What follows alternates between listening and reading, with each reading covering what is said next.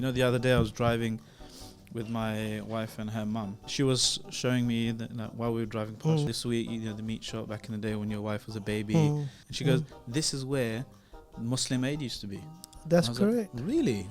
It's that old? Not to say anything about my wife's age or anything. I should have introduced this a bit differently. It's getting hot in there. You've had a stint at Oxfam, I think. I don't know how much you're allowed to. There's a few scandals just after you left. Yeah.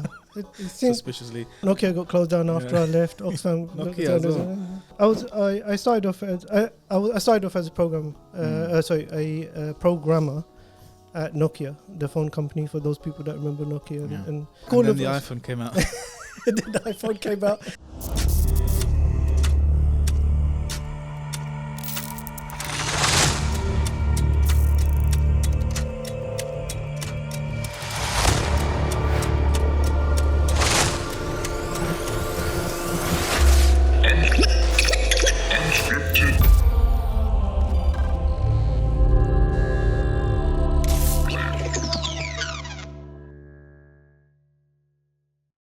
Assalamu alaikum and Ramadan Mubarak everyone from me and the whole team. We've got some exciting news for you. We've launched phase 1 of our brand new website, Islam21c.com, with a special focus on Ramadan. With all developments and growth that you've seen at Islam21c, it was time to focus on the heart of the project, the website. But it doesn't stop there. After Eid, inshallah, we'll be revealing the full site that you're used to with all the bells and whistles. I hope you like it. Check it out on Islam21c.com. It's after Taraweeh or Qiyam and you're desperately looking for something in the barrage of messages because you want to give some sadaqah. Sounds familiar, right? Well, we've got you covered. Not only can you give sadaqah to important humanitarian projects via Islam21c's partners on our site, but you can help save souls as well as bodies by supporting Islam21c, inshallah. Like every Ramadan, we heavily depend on your generous support to raise enough funds so we can deliver on all the impacting, transformative projects we've planned for the next 12 months. Please be generous and remember, this is a unique reward, inshallah. Every donation is not only going to towards a sadaqah jariyah for you, but it's spread into so many different projects that you'll get a share of the reward in, inshallah. The demonstrations, the national campaigns, the film productions, articles, national khutbah days, shows like this and so much more, inshallah. The link's in the description. Don't let me down and remember to donate. Oh, and don't forget to subscribe. We've got some banging podcasts coming your way that I don't want you to miss. Assalamu alaikum and welcome to today's Unscripted podcast. We have a very special guest. I say that every week, but this week is a very, very special guest, mashallah. It's Kashif Shabir from Muslim Aid. He's the CEO, mashallah, tabarakallah. He's spent a long time in the charity sector. We're going to talk about his journey and, you know, his current work. Assalamu alaikum, Kashif. It was Shabir, yeah? Not Shabib. Did you say Shabir? Shabir, yeah. Shabir, I said. Is it Shabir? Yeah. Kashif Shabir. Shabir. Kashif, mashallah. How are you doing? Alhamdulillah. Jazakallah khair. Thanks, sir. I actually got in from Romford, at my mum's place. MashaAllah. Yep. You kind of embarrass me around here because you come from all the way from Reading. I do. And I'm always complaining that I don't want to come in from Slough because it's a headache, it's 2 hours journey or whatever. So how are you finding that? Do you plan on not doing that anytime soon so I can use you as an excuse?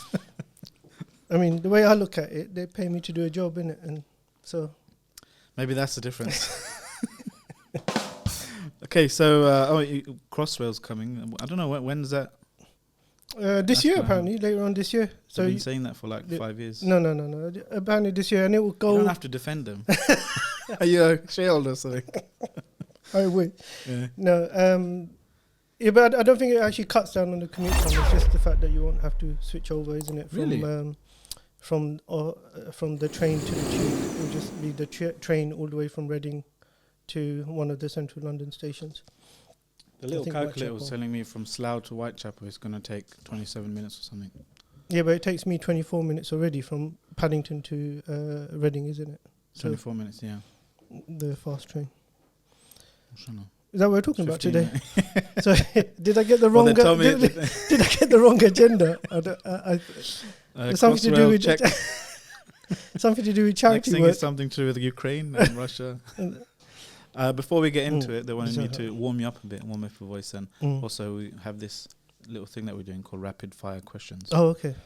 Omar started that back in the day, and it's a pretty good thing. So it's simple enough. I ask you quick questions for people to get to know you, and you basically give us quick answers. Okay. Hence the name. Don't try and think about it too much. Mhm. And this is the rapid fire section.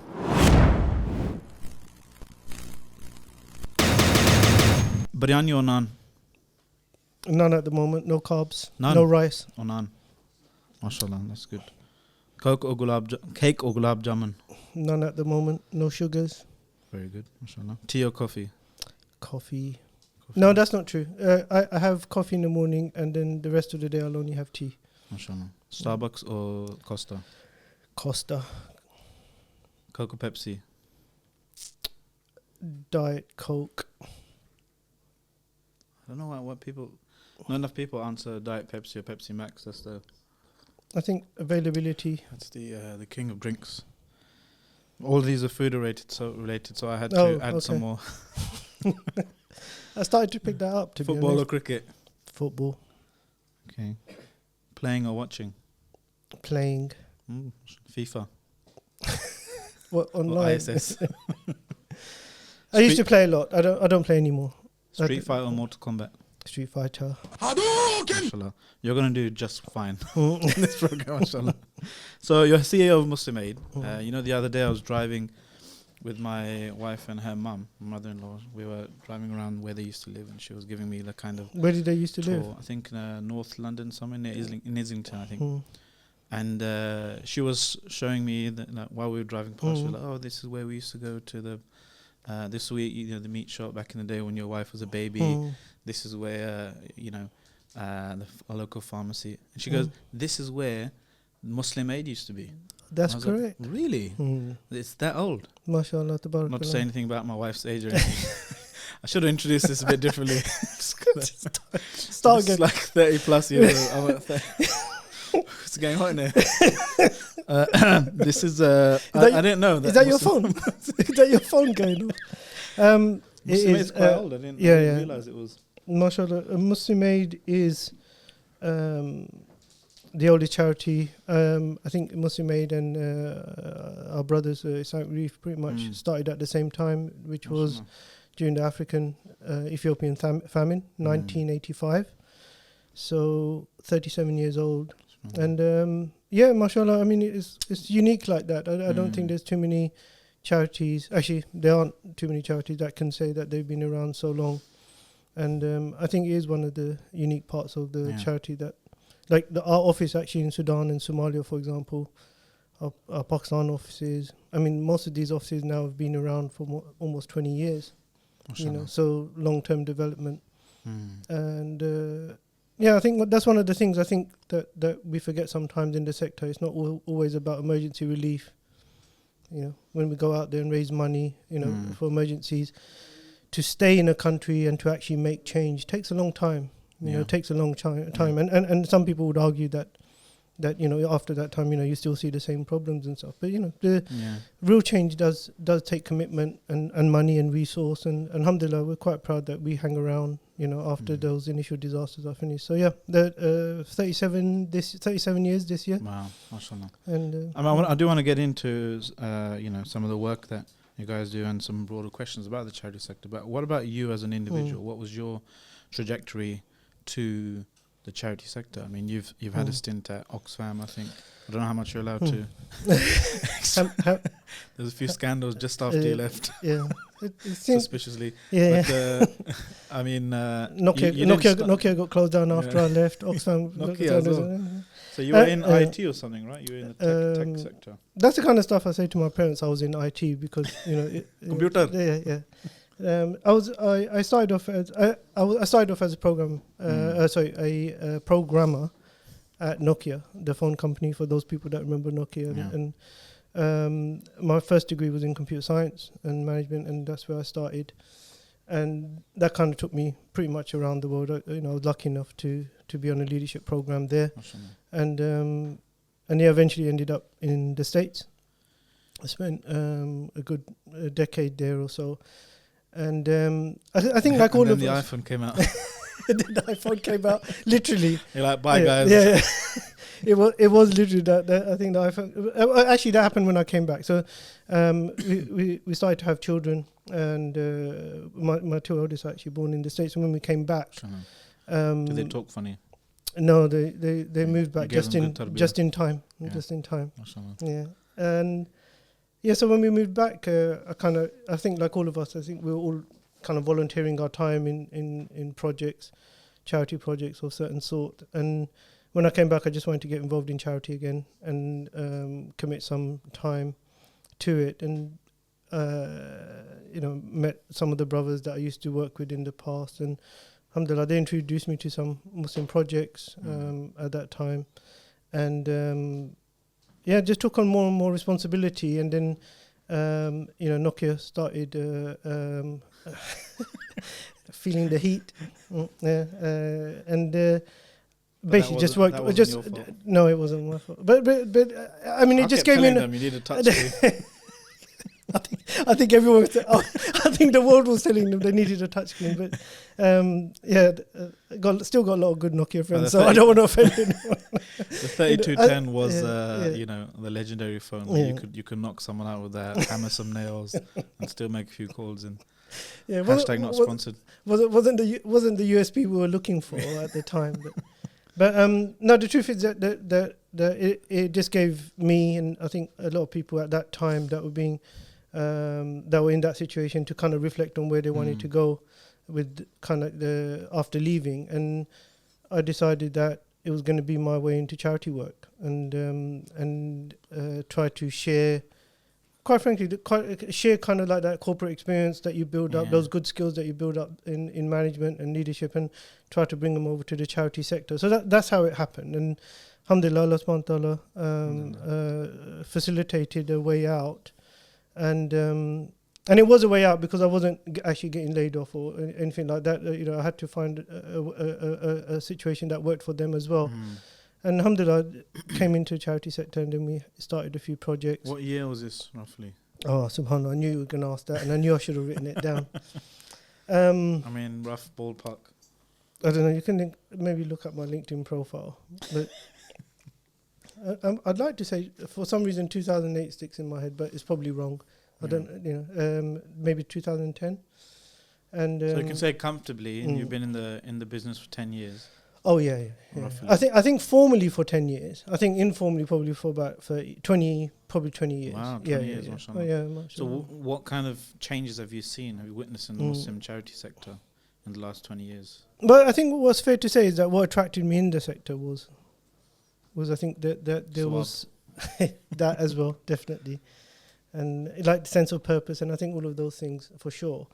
But to try to actually make a living in the sector is very difficult. And that's why I had to be, well, quite frankly, I had to use some of the savings that I got from leaving Nokia at the time to kind of subsidize my way in. Because most of the work I was doing at that time wasn't paid work, it was just voluntary. So my first assignment was taking over, I don't know, I guess you can edit out names if you don't want to use them, but like...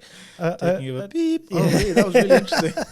It took over Alcosa UK at the time, and then Alcosa World. Mashallah.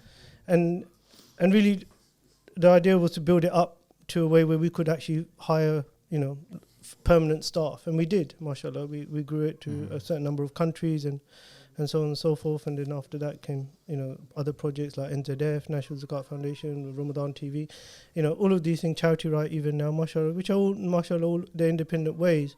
But they all started off with that same kind of intention of turning your volunteer time into some way that you could actually dedicate full time to those projects. Everyone gets to a point where volunteering is just not enough. If you want a place to grow, if you want a project to grow to its potential, you need to dedicate full time, resource to it. And that's what I was trying to do. I just thought I got to a point where there was only so much I could do after work on weekends. Yeah. This thing is kind of polarizing among some of the community. I mean, I notice particularly some of the elder generation, they kind of don't look very fondly at kind of paying staff for charities and stuff. But I feel, I don't know, maybe it's just my perspective, my experience. Younger people, correct. Maybe they feel like, no, if you don't, the whole that thing. If you pay peanuts, you get monkeys. And you got a sound for that. Yeah, I thought so. Crickets. Yeah, okay. But I mean, is that your experience as well? Is it like a fiercely debated thing amongst some people? Because some people, I mean, there is also that whole. It seems like when we push the kind of corporate, the kind of remuneration and packages and, you know, proper living salaries for the charity sector, there is that danger some people have complained about, like you're getting rid of the tradition of volunteering and stuff like that.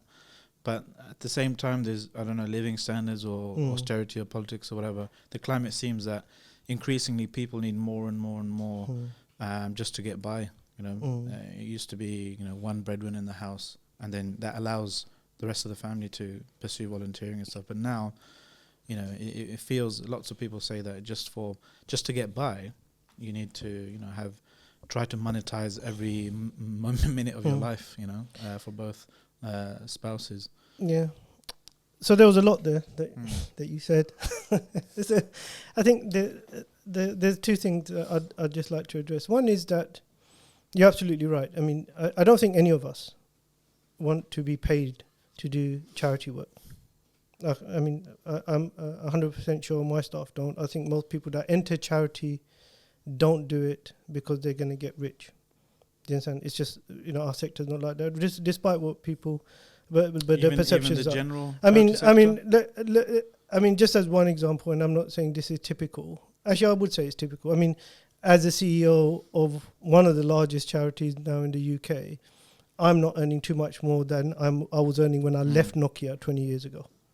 Just to give you a, you know, and that's... But the charity as a whole, the sector as a whole, it's not like that. You're saying the Muslim charity sector is... No. I think that generally like Oxfam or mainstream charities. If you look at even mainstream charities, if you're going to look at just purely from a cost type of salaries and all of that stuff, generally you're nowhere going to get close to the CEO of any organization, Muslim, non-Muslim, charities, that is going to earn anywhere close to a similar size private organization. It's just not, you know, you're just not going to find that. And I think about 25-30% minimum is going to be the difference between, say, a CEO of £100 million charity versus a CEO of a thing. So that's not nothing. And most of those things have to be declared, and I think you know, people can fact check that. So that's always going to be the case, and we kind of like understand that. Well, I shouldn't have said it's always going to be the case, but I think the point I was trying to get across is that no one likes getting paid for this work. We would all wish that we could find some other way to subsidize it so that the maximum amount of money will go to the beneficiary. And I think this is the question that I think you're trying to put across, whether it's our elder generation or the younger generation. When someone gives a pound, they want to make sure the most of that pound gets to make the impact that it's making. So I think that's the fundamental question that or issue that we have. Now, that is fine when, like our parents, and my mom still does, and most, I think, parents of our generation are still doing, is when you're sending small amounts of money or relatively small amounts of money to people that you know, remittances, I think they call it, back home, and you say, give it, you know, my mom asked me for, you know, a portion of my zakat every year, even to this day, you know, that she wants to send back to some family or people that she knows in Pakistan. Now, when you're doing large charity work, that kind of changes, right? So one example, I'll just give you a quick example. Like, you know, if you're running an orphanage in Pakistan now, right, you've got a couple of hundred kids in one orphanage, and who's going to provide, how are you going to pay for the safeguarding of those orphanages, making sure no one gets abused? No, there's proper compliance in those orphanages, making sure the teachers are getting paid, who are also probably poor in that country, making sure they're getting a living wage. When you start to scale up these programs, that's when these questions become harder to, or it becomes harder to do it in the same way that we used to do charities in the past. And so, you know, it is the hardest thing, even for charities today, any charity, to raise unrestricted cash, which means that basically give me money that I can spend on whatever I like to run my organization. Because donors don't want to do that. Donors want to say, okay, I want to give it to that. Do you still find it that's the case? Yeah, with most people it's the case. General public is the case. And I think this is the second point that I was going to raise, is that what I think charities need to do better, or we need to do better of as Muslim Aid, and I think others as well, is that we really need to do a better job of explaining what is the true cost of actually delivering aid nowadays. Do you understand? I mean, another good example is like transfers, money transfers. Most of the countries we work in as Muslim aid are vulnerable states. That means their banking systems are normally, what can I call it? Fragile. Yeah, like, you know, they could be. I mean, you know, we had a coup in Myanmar, we had a coup in Somalia. You know, and every time that happens, and there's a change in government, obviously it's volatile. Yeah, that's the word I was looking for, volatile. And every time you go to a bank then to transfer money, not £100,000, not 2,000, maybe you're transferring £1 million. Yeah. Do you understand? The charges that now entails is going to be a lot more than me sending money from here to France. Yeah. You know, who pays for those charges? You know, do they come out of the donation that you gave for that cause, or do we have to find another way to go? So what I'm saying, that's just one example. I mean, people talking about the cost of oil, for example. Our food packs for Ramadan have literally doubled in price overnight. So Salman gave me money for 10 food packs in Palestine last week for £100. Now that actually is now costing me £200. Who pays for that difference? You know, so I think the way in the aid is now being delivered, to do it in compliance with, you know, Charity Commission regulations, your own regulations, the regulations of the country that you're working in, it just costs a lot more money. And we as charities need to educate our donors what it really costs to deliver your zakat. We'd love it to be 100%. Trust me, we would love your zakat to be 100%. But how do we raise the extra money to deliver that zakat, that pound that you gave us? How do we do it? So I think it is changing, and I think our job from the charity sector, our job is to educate the donor what it actually costs. And I think from the donors, I think is to kind of maybe appreciate. We want to have a foster appreciation amongst donors as well, and the general public. That we need to think a bit more broadly when it comes to our sadaqah and our zakah. It's not just kind of you know, thinking that this money I'm giving is going to go direct to somebody. We need to think of systems and structures and processes that professionally actually solve the issue, and that costs money.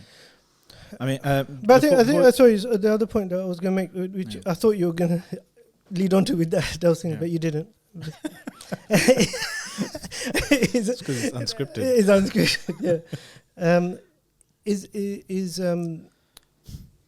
I think we would also have to remind ourselves that the structures in which we're working don't include the traditional ways that Islamic giving was done. So, you know, sometimes I do feel we're trying to, you know, what do you say, put a shoehorn something. Shoehorn something into a system that doesn't work generally for the way that Muslims give. And historically, you know, I was myself trying to find a precedence for this. That did we ever have a precedence in our Islamic history, for example, in our Islamic communities, to give the way that we give now? What do you mean? As in bucket collection, you know, asking people for money, asking for sponsorships and stuff like that. You know, we had, mashallah, and we do have, even now, obviously, from divine revelation, we have mechanisms, tools, that tells us how charity should be done. You know, and I think we forget that we have systems and processes, for example, like awqaf, gifts, legacies, wills, that quite frankly, you know, we've as a community have kind of not invested in for a long, long period of time, that used to fund all of this. They used to fund all of this. But now, because we don't have those things, I'm going around, you know, bucket in hand, asking someone to sponsor a child for £20 a month. I mean, you know, pull up any reference in Islamic history when that was being done, when people were going door to door asking for child sponsorship.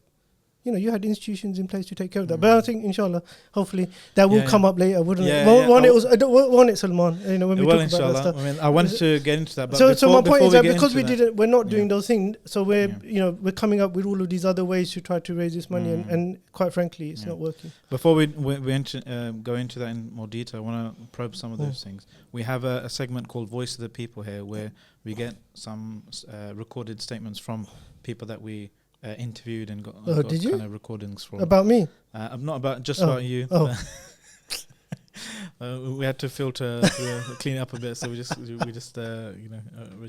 of gave that up. But, now you have. Did I get nothing left on the list? And here's the next segment: Voice of the People.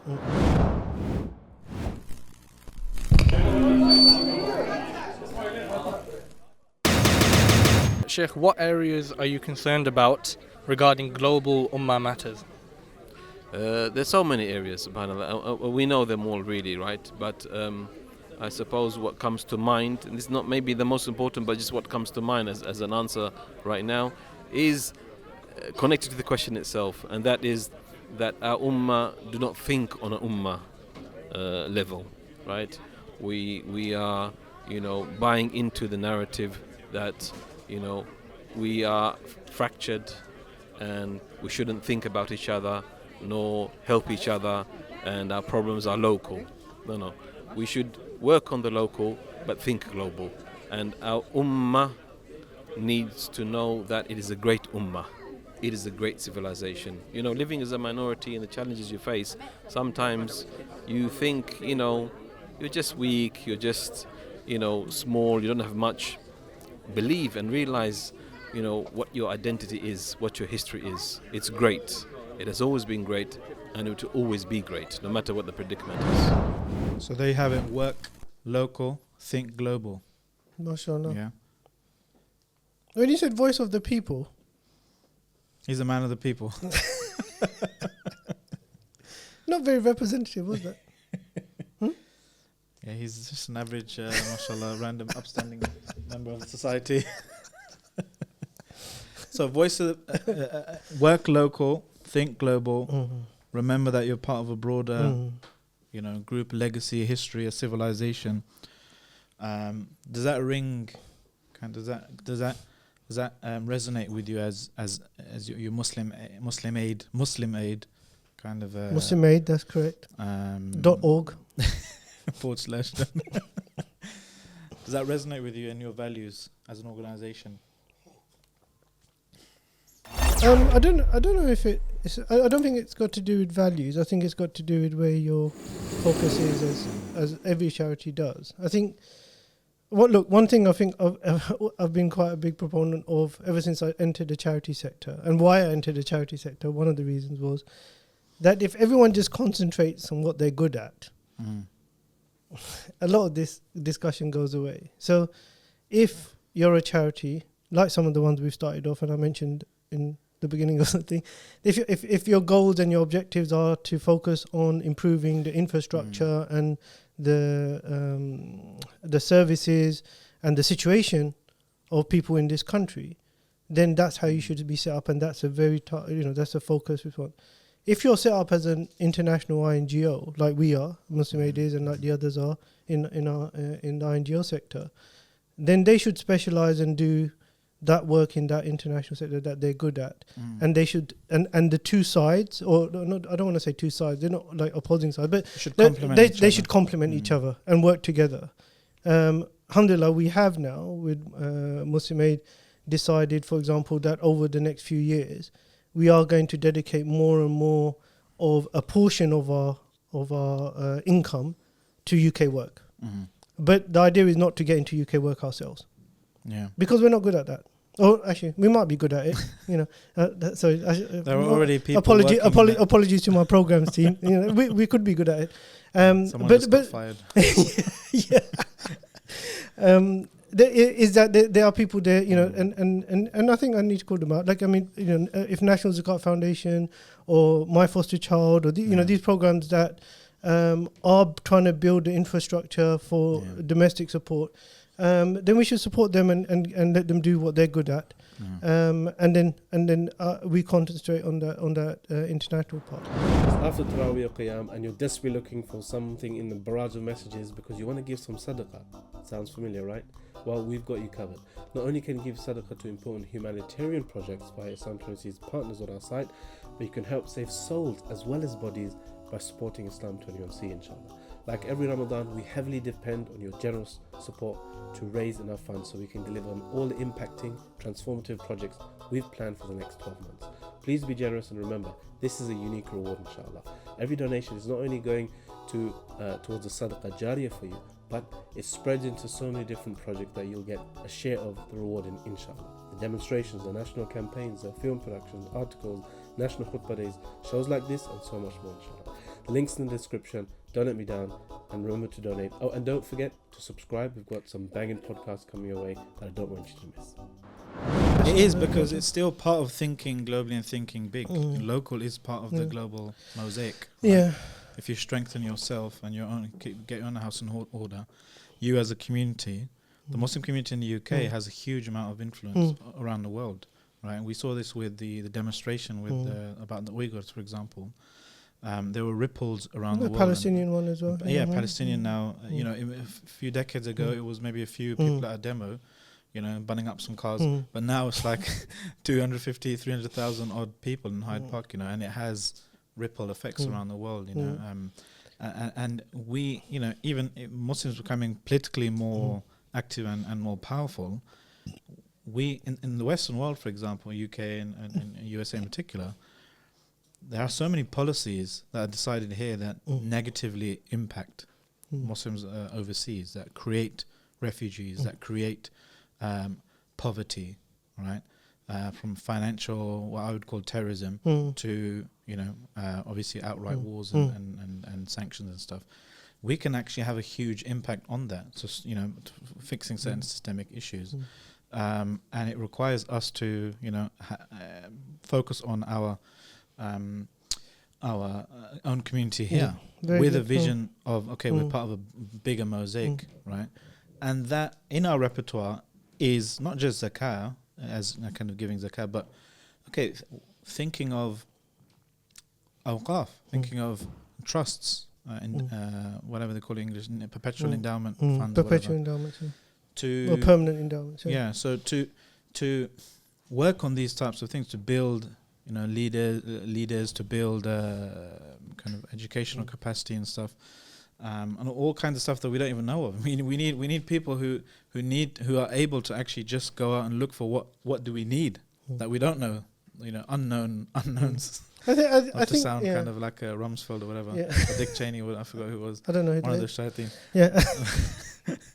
But there are unknowns, right? Some people need to. I mean, I don't know if this is like in line with what you're asking, but the truth is that most of the humanitarian issues that we're solving now, or trying to, or exist around the world, are just so connected, Salman. Yeah.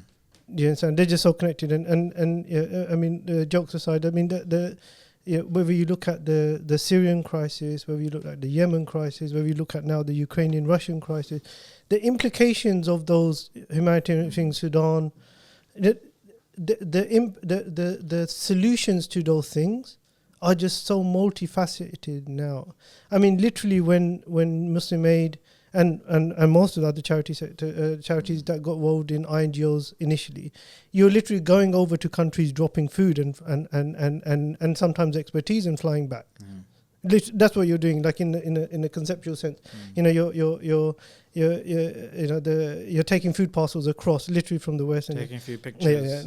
And then then you realize 1 minute, if you're doing that, then you're destroying the local economies, because if you're giving them food, then no one's buying the food locally grown, and then they're not getting their money and stuff. And so then we moved on to like trying to, you know, this whole localization agenda and trying to empower the people in their own land so that they can grow their own food, sell it in the market, sell it to people that you give money to, maybe, or cash grants to, and then they can buy the food from local.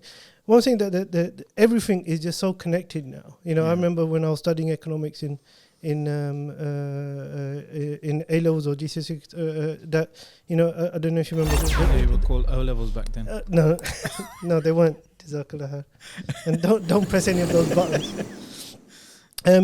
You know, I don't remember if you saw these pictures of food mountains in Europe, right? Because we had this. Well, I can't remember what it's called now. When the European Union used to buy back all the access food that was grown by the farmers to keep the prices of wheat and stuff at a certain stage. So and then you couldn't donate those mountains of food, because if you donated those mountains of food somewhere else, it would affect their economy. So, it was just such a weird situation. But the point being that the solutions for these humanitarian crises now are just multifaceted. When I used to work at the Red Cross, I remember being on a call with or receiving the minutes or outcomes of the call with various foreign officials that were talking about the Syrian crisis that had just started in, subhanAllah, it was 11 years yesterday, I think, the Syrian crisis. And we had trucks of aid that were lined up on the Syrian border, but obviously the negotiation had to happen with Russia to allow those trucks to go through. Now, I think in the past you could never consider an NGO sitting around the same table as, people that were starting or, involved in wars and stuff. But that has to happen nowadays. Charities have to sit with people they don't like, actors around the table they don't like, to solve problems. And this is only going to increase because the levels that we should take. I mean, even look at the Ukraine-Russian crisis, Palestinian crisis. I can do Muslim aid, and I think this is very important for people to hear, is that just doing charity work is never going to solve the Palestinian crisis. And this is where that holistic thing that you're talking about comes into it, whether that's raising awareness of those issues with local governments or participating in legal non-burning car demos that we do. The rightful ways to protest in these countries, because like it or not, we are in countries that have a certain influence on decision making that happens in those countries where those problems exist. Who's doing that research? We need to fund as a community. So very good, and research very good point. I think one of the areas where Muslim charities as a whole are lacking is that unlike places like Oxfam or some of the larger charities, is our advocacy is quite poor. So we don't have advocacy departments, research departments, and larger NGOs do have. What would a research department do at Muslim Aid, for example? No, I think they call it advocacy and research, but basically it's looking at stuff like this. What does it actually create to solve a problem, right? Basically, in the more simplest terms. Like, so somebody's hungry, you can give them give a man a fish kind of thing. Someone and this is why I'm so Imam. I shouldn't have said Imam. A person said it now, innit? Can you edit that out? There was someone made an announcement in a mosque the other day. You're trying to find the right button. Someone made an announcement the other day about when one of the crises, I think it was to do with, I think it was the Palestinian one just before Ramadan last year, I think, wasn't it? Yeah. And said that, the least we can do is donate money to charities. And I was sitting in the crowd, and what was going through my head is, well, you could give me £1 million and I can feed those people, I can get them healthcare, because Muslim Aid does have projects in Palestine. I can do all of that, but that's not going to solve the Palestinian crisis, is it? The long-term solution is someone has to do some advocacy. One of the things we could do better as a sector is fund together, because I don't think any of us have probably got enough money to, but think tanks and research papers and stuff we had a podcast to give us evidence, to build up an evidence base to allow us to intervene in the way that will actually get us closer to solving. We had podcasts with Norman Finkelstein, right? And it was like a Saturday morning where he was, and he was like, I was just kind of casually for fun going through these international criminal court briefings, as you do on a Saturday morning. And he's like, all of this big pile of arguments are British London-based barristers writing arguments, basically in defense of Israel. For their ongoing settler colonialism in Palestine, and all of those arguments are about the word right, in some UN resolution or whatever. And he's like, this is what the whole thing is built on, right? The whole solution to this problem of the dehumanization of Palestinians, and the fact that they're not given standing in the international community, basically, to bring a case against the many crimes of the Zionist occupation. And I was thinking, imagine Muslims have so much money. We always get kind of hyped when we see £200 million a year or whatever. That's not my salary, but I don't know why you. I don't know why you said like 200 million a year. They say every Ramadan Muslims donate, for example. 500. 500 million. SubhanAllah. And I was thinking, imagine if we just got just sorry, 1%. 100 million in 100, Ramadan, 500 million maybe Yeah. over across. So imagine if we had, if we got the most expensive barristers there were to focus on this, and we hired them instead of Israeli kind of apologists and politicians. Yeah, I mean, look, I don't Muslim Aid is obviously non-political, as everyone knows, and we don't have. I mean, as a community, I think as a community, like I said, I think the gap is that we don't have, we haven't come together to invest in think tanks and advocacy groups that can evidence the interventions that we make.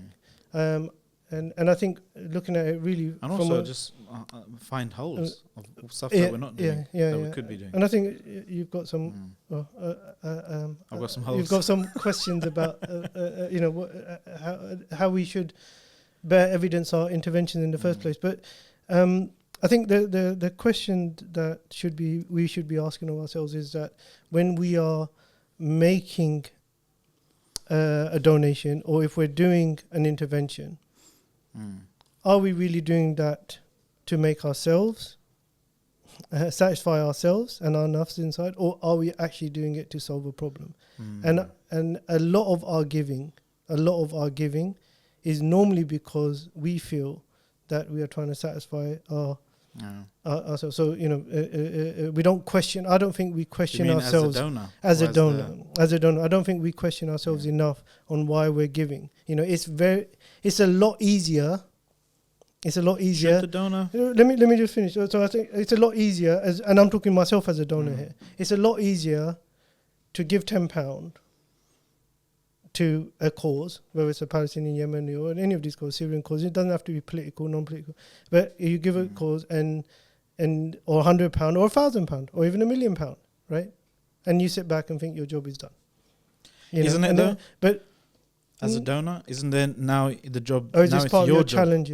Now it's your job to use that £1 million. No, but this is what I'm saying, is that our NGO work can only go to a certain extent, right? So if we're not involved in the other parts of that puzzle that will solve that problem, we're in the charity business.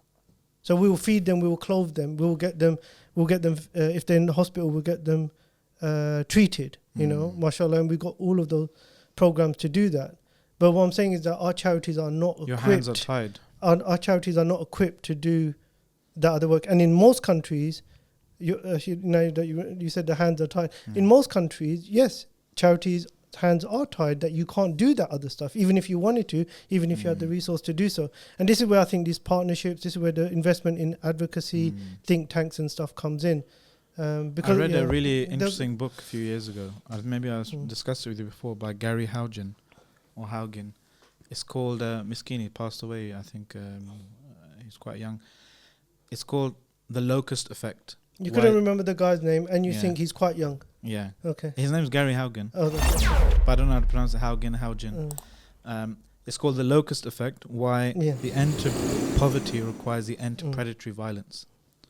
And he was part of something called the International Justice Mission, where he was looking at, he was basically saying, look, as a global community, we spend this many £1 billion a year, but it only requires this many $1 billion, which is less that figure, to actually effectively end poverty. Yeah.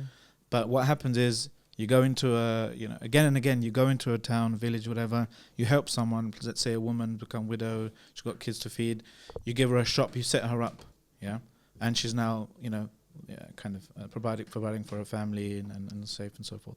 When that happens though, in most of these places, she's a subject to predatory violence.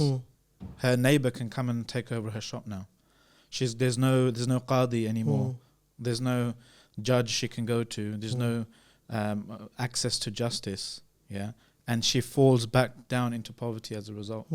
So he was saying, from that perspective, that kind of advocacy work or whatever, that they're trying to basically get effective access to justice. They're looking at it from that angle. Maybe they have an agenda or whatever, but it was just really interesting that I would never thought about this in a million years, that in order to stop poverty, you need to have a functioning police force, a functioning justice system, or something functioning, and they were saying in these countries, for example, police is just basically paid kind of protection for rich people. Yeah. Right. And it's a good point. But just to point out that that's just one of many theories that talks about how we can solve this global poverty problem with not a fraction, but a lot less than what we actually spend on trying to solve this problem. What are some of the other theories? Like minimum wage. So, for example, there was a very good study. I can't remember the name of the book. But maybe we can put it up afterwards and stuff. Is that there was a study done on where they gave everyone a minimum wage. Everyone was given a minimum wage. Is it universal basic income? Yeah, that's I think that's yeah. So the real study and according to that study, that's what that would solve the world's problems. Just make sure everyone got. I think a Elon certain Musk amount said something like that as well. That's going in the future when robots have taken over our jobs. And then give the humans. It will never happen minimum, to me. and then give all the humans minimum wage. Yeah. So, Well, universal basic income. The idea is when you spend money, someone else is earning it. And spending is like the lifeblood of an economy. But I think the point is that there are theories out there like this one, like the universal minimum wage, where it would cost a lot more money to solve a lot less money to solve the problems but it comes back. I think personally it comes back down to the same thing, is that where the will has to be there, and I wanted to touch on this point, right? Because you mentioned zakat and sadaqah, and that if as Muslims, especially as Muslims, right, that we feel that the only obligation on us as regards quote unquote charity is zakat, then we're never going to have enough, right? It was historically from the time of the Prophet ﷺ onwards, the issue was never zakat. The issue was never zakat. Zakat was like prayer. It is like prayer, right? It's not like, oh, you know what, you should give some charity. You shouldn't just give fajr, or zohar, asr, right? I'm saying zakat's the very minimum that we are supposed to give. Like some of the ulama have said that zakat is more like a tax. You don't choose to pay it, right? It's an obligation on us. Some of these things are only going to get solved once we get into our own mentality. And this is when I was giving the example about just giving money, is that if we go above and beyond what is due on us, just like the Prophet said about the sunnah prayers and so on, that unless we get it into our mindsets and into our communities, that look, to solve some of these problems, you are going to have to give more than what is due. And at the moment, and every charity can attest to this, is that the majority of our income comes in Ramadan. Why? Why does it come in Ramadan? That's where it gives zakat. That's when most people give zakat. It shouldn't be like that, right? It shouldn't be like that. Wait, didn't you just say 100 million in Ramadan and 500 million around the year? Yeah, but most of the income, most of your income comes in Ramadan for most charities. I got you now. Oh yeah, you have. Those are estimates anyway, just playing around with numbers. But most of and even if you say okay, it's 50%, right? Yeah. So, but majority of your income comes in for Ramadan and the seasonal campaigns, Qurbani even. Let's add that, right? Yeah. So between Qurbani and Ramadan, if that's where you get most of your money for the Muslim charity sector, and most of that money generally is zakat money, because that's when people want to get the reward and all of that stuff.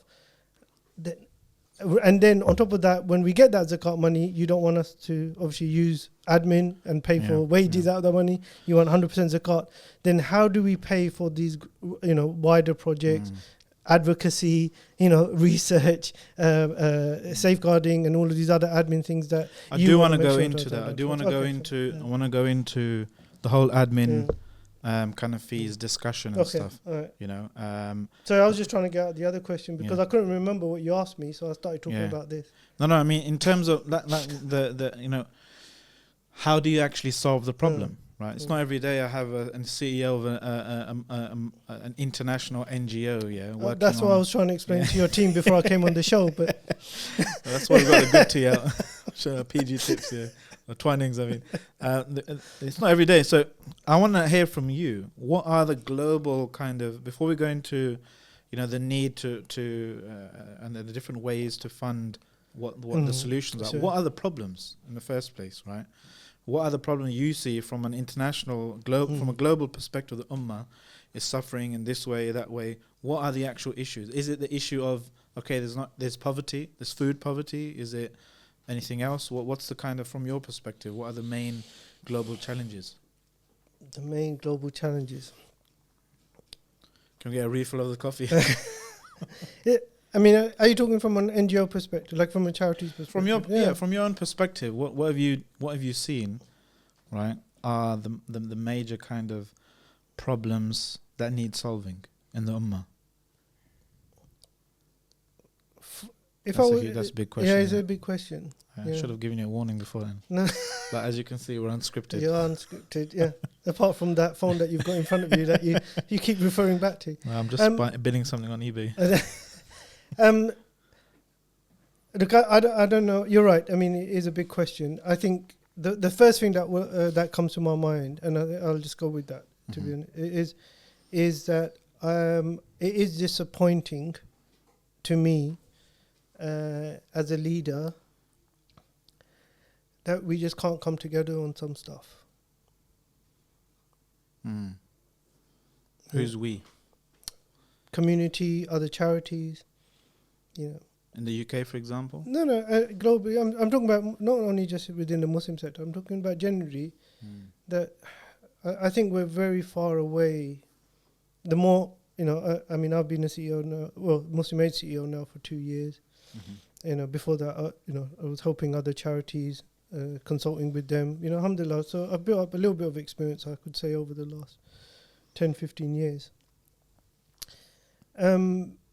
It would be good. I think a lot of stuff could be solved, or at least on the way to be solved, if we were prepared to just work together a lot better, a lot more frequently. And I believe that's just not happening enough, whichever way you look at it. What are you doing about it?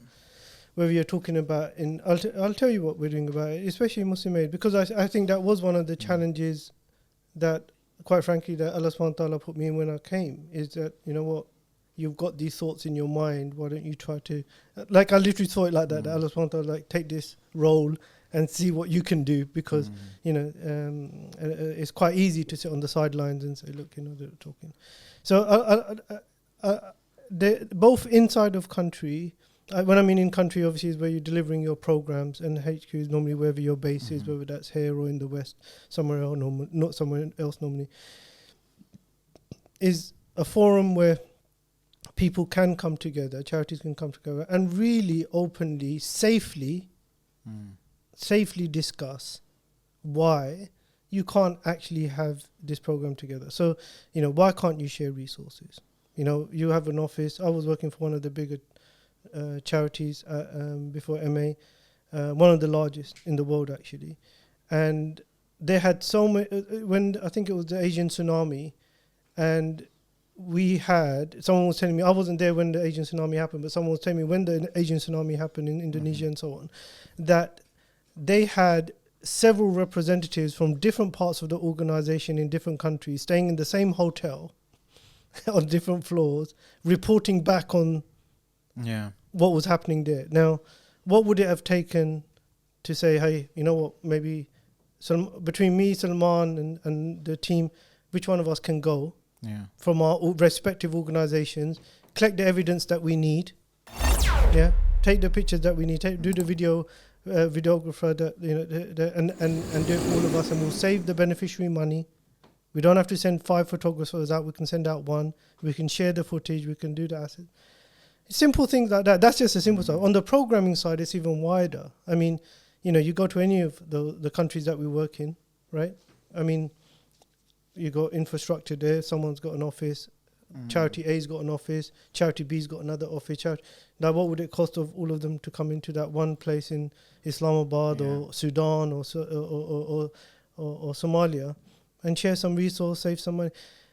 I mean, these are just simple examples. I can go into many more, but I mean, it disappoints me, and sorry for getting a little bit emotional, but it disappoints me that that we're not doing enough of that. Isn't there something similar to that anywhere? Like there's the Disasters Emergency Committee, for example. Is that what it's called? There are. There's a number of committees. And, lots of different charities get together, and don't they? I think first of all, I think we need to understand there's objectives. The objectives of the DEC is fundraising. So you as a member, you join them, and then they put appeals out, and then they raise money, and then those members, partners, some or all of them, then deliver the programs that the DEC have raised money for. So they'll together they can afford a TV advert, whereas by themselves you wouldn't be able to afford a TV advert or a radio advert and stuff like that. So they'll get that time, they'll raise that money, and then mashallah they'll distribute it amongst their partners. I think there's 15 of them now. We're not there at the moment, but inshallah our goal is to be one of them as well. And then one or more of those partners would then deliver the money that they've raised. So you're saying the Muslim charity sector isn't as organised? No. So what I'm saying is that's got a particular purpose to fundraise and raise awareness for certain disaster, for emergency relief, right? So emergencies they raise, and the thing. So that's not an objective of theirs. The objective of theirs is not to bring together, right, the various charities and collaborate on programs. So what's your, look into that camera then, you can say, what's your message to the different CEOs of the different Muslim charities? Well, you're assuming that all the different CEOs are watching me on this podcast. There will be. We'll send which it I to think is, which I think we'll is send asking him. for a bit He's much. a bit. The camera's a bit lower, so Yeah. it might feel like you're talking down to them. Don't talk about him But, like that. I mean, he's mashallah. He's Well, what's your average, message then? average height. Do you now imagine if they were watching? What would be your message to them? I don't think I'm experienced enough, or It's always a good start. Start humble and then give them a few slaps. Mashallah, I still consider myself pretty new in the sector as a whole and in the role. But I think the truth is that I think if your intentions and the sincerity is there to just talk, I think the issues come out themselves. I think I'm a big believer that, if you're sitting around the table and you're talking, you don't need an agenda. You don't need, those things that are troubling individuals will come out. And at the moment, I think we're even finding it difficult to just frequently. I'm not going to say it doesn't happen. Because So are you saying that basically there should be some kind of Muslim charities forum? Mashallah, tabarakallah, there is a Muslim charities forum, and they're doing good work. And alhamdulillah, and there's. Does it do what it says on? Is that what it's for? Is it to bring all? No, I think. Look, like the DEC, you use DEC as an example, and maybe you should have done your research better before you asked those questions. But I'm saying that all of these places have objectives. You asked me what I think is the biggest thing that I see, regardless of how many of them there currently are. You name two, I can name you half a dozen more that exist. All I'm saying is that what disappoints me personally as a CEO is that I don't think we collaborate enough in the sector to solve some of these problems. And like you've mashallah articulated well enough, that these problems are getting more and more complex to solve. So if they're getting more and more complex to solve, and Muslim Aid definitely know we can't do it ourselves.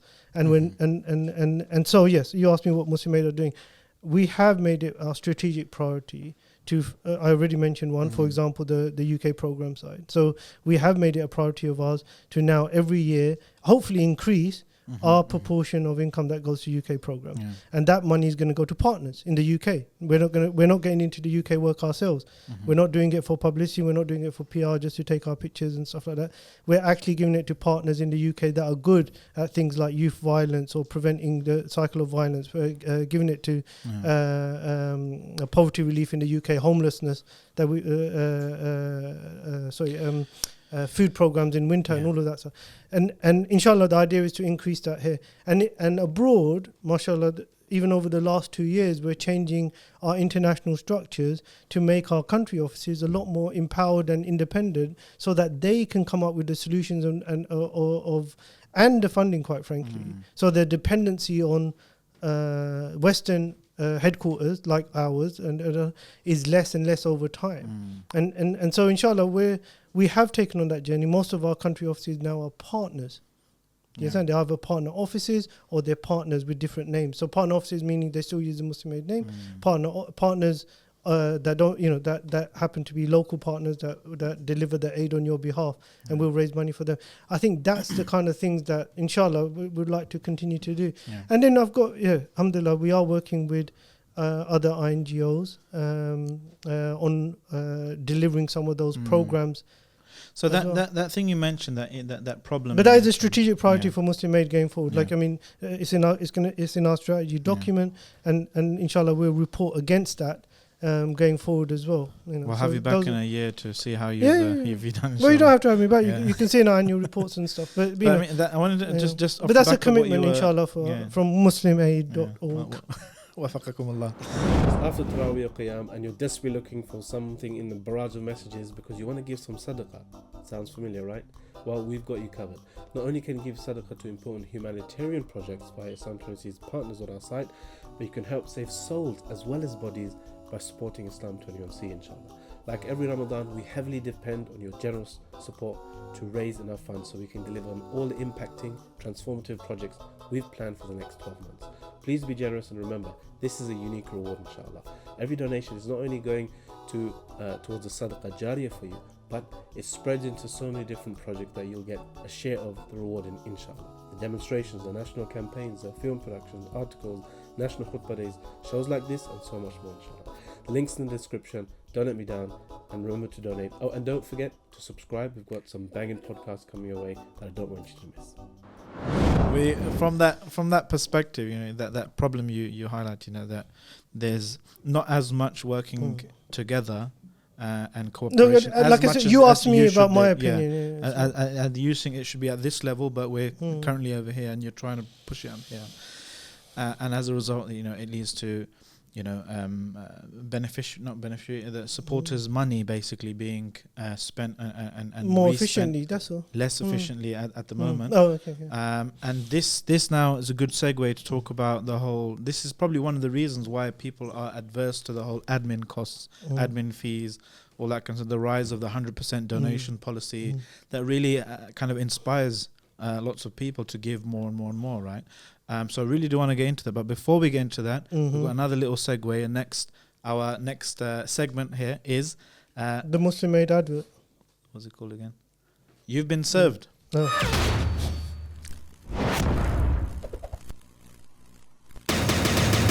We surveyed 100 people. Or not 100 people, I don't know how many people. You sound like that game show. What was it again? There you go. The only reason to do this because I felt like saying, and our survey says. To be honest with you, I had a lot more expectation out of these sounds that you had recorded, but they're quite limited, to be honest. All right.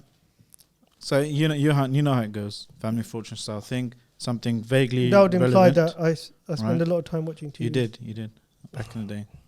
Right, Yeah, not now. Was it Not Nicky now. Campbell who used to do it? No, it was the other guy. I don't know what you're talking about. Pious, mashallah. Okay, name a type of business people would not want to live next to, and the higher up, the more people who answered with that question, the more points that you get. There you go. Oh, is this real? Yes, You've actually asked 100 there's people. two. I don't know. It wasn't us. Somebody Where asked does 100 Islam people. 21C get the resource to do that kind of work? Aren't you a charity? No, we're not actually. You're not a charity? No, Oh, okay. Isn't that because of you?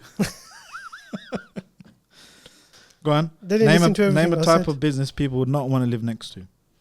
I think anything loud, a club. Nightclub is number 4. Very good. Nightclub. What else? There's 5. I got 5 here, but that's number 4 out of 5. Oh, it's not going to be like a mosque or something like that, is it? No. Okay. Oh, so what am I supposed to do? Try to get the other 3? Yeah. Try to get the other 4. Oh. Because 5 minus 1 is. I thought you said that was We gotta 4. check their annual accounts, bro. Luckily, I don't write them. Do we have a time limit, or do we just watch him squirm? A pub?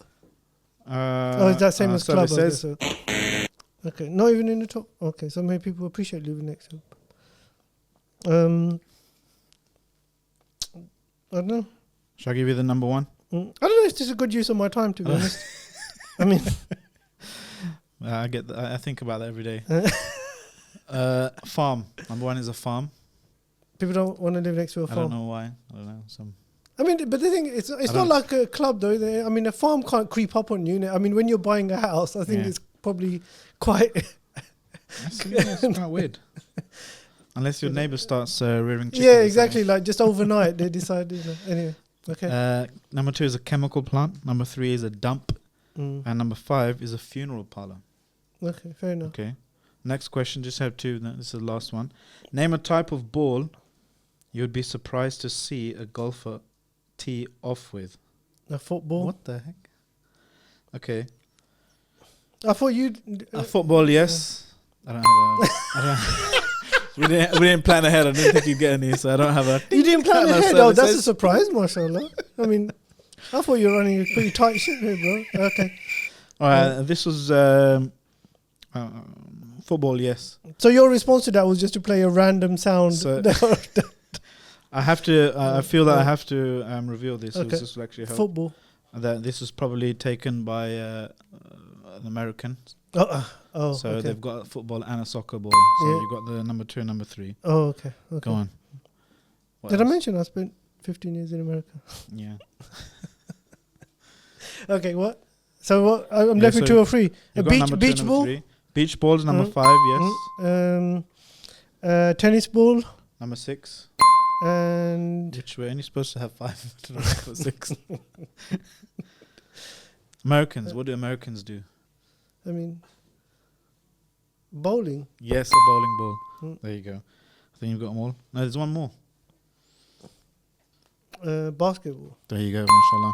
Round of applause, ladies and gents. Mashallah. Don't you have a sound for? I don't think so. Round of applause. I think that's the opposite. That's the opposite. That'll do. That was the opposite of round of applause. And that was you've been served. Admin costs. Why is there such a big controversy about it? Isn't it because of what you just said? Because people don't trust when charities get so big, and they start to kind of lose track of. So you're asking me a question and you're answering it. Shall I go? Is this are we finished? Just take a picture of it there. Just we can move the mouth. Move the mouth. Look, I think like I said, I think all of us as donors and quite frankly even as charities, we want as much money to go to the beneficiary as possible. That's the reason why we entered this work, right? Mm-hmm. We've already discussed. None of us are getting paid enough. Probably most of us can get paid. If they were in the corporate sector or any other sector, comparable, definitely more. I mean, there's no. I'm not saying from the perspective. I don't think anyone, imputes negative intention. But is your sector competent? They may be trustworthy and reliable, and honest people. But are they competent enough to be efficient with? Are we moving there now? Huh? Are we talking about competency? Because I had a few things to say before we before I came on. Turn his mic off. Should we start there and then we can move to the charity sector? Go on. No. In all seriousness, like you said, I think there's absolutely, I would say, complete consensus with the charity sector that we would like as much money to go to the beneficiary as possible. And be as efficient as possible, and the donor would like to see that as well, right? So this, so I think the ask isn't unusual, right? That I'm giving this money, I'd really like it. Like I guess like any of our expenditure, right? You spend something, and even more so with money. That when you spend something on money, you want to get value for money. You want to make sure it's that it's spent. You got the best from what the return on that investment is the most that you can get, whether that's sawab or reward or monetary return. So we absolutely get that. Muslim Aid get that. I think most of our partners in the sector get that. I think it's like I said. I think the challenge we have is that we need to look at, quite frankly, business models in our charity sector that are a lot closer to some of our faith-based models than we currently have. I think we've, the thing about donor fatigue and keep on asking people for this, the same people normally for different causes, and they see less and less of the differences between what the charities are actually doing and asking for. I think we need to educate the donor on what it actually costs to run a charity, a large charity especially, and that those costs do proportionally or disproportionately even rise when you start to scale up work. And I gave some examples of that. Rise. Shouldn't they get economies of scale and all that kind of stuff? No, so for example, when I'm giving my mum, and I gave the example of my mum, when I'm giving my mum a couple of £100 to send back to Pakistan to her thing, I'm not asking questions about safeguarding. Do you understand? There's no regulator going to come and knock on my door and say, where's your accounts for the end of the year? Where's your annual report? Where's your CEO statement? Do you understand? Make sure the copywriter it looks over that statement and is in a way. I don't have to hire auditors, which I have to do legally in this country every year to go to audit our accounts. And nudge. And the bigger you get, the more expensive that bill is, right? So, for example, anyway, so my point is that there's a big difference, isn't there? Right? None of those things are going to happen when I give my mom that money. But now you're giving Muslim Aid that money. We do, by law, have to carry out all of those checks and balances, make sure that money gets delivered in a legal way, and then convince the laws of this country and the regulators in this country that money actually got to where we said it was going to go to, and it didn't fall into, hands of terrorists or whatever, unbeknownst people in those places. So those regulations and compliance and quite frankly, the effective delivery of your amana, of your trust, which Salman should be doing. We've taken that on, and we're going to do that for you, Salman. But in return, we haven't educated Salman on actually what is the true cost of delivering that pound of zakat that he gave, because he didn't want to give us all of his zakat or didn't calculate. So what does it really cost for us to deliver that amana? We haven't done a good job of doing that, I think, in the sector. So this is why there's maybe the rise of the 100% donation model, because maybe, and we see some kind of news articles here and there, and maybe a bit of sensationalism as well, that this such charity spent whatever percent, 50% on admin costs and that kind of stuff.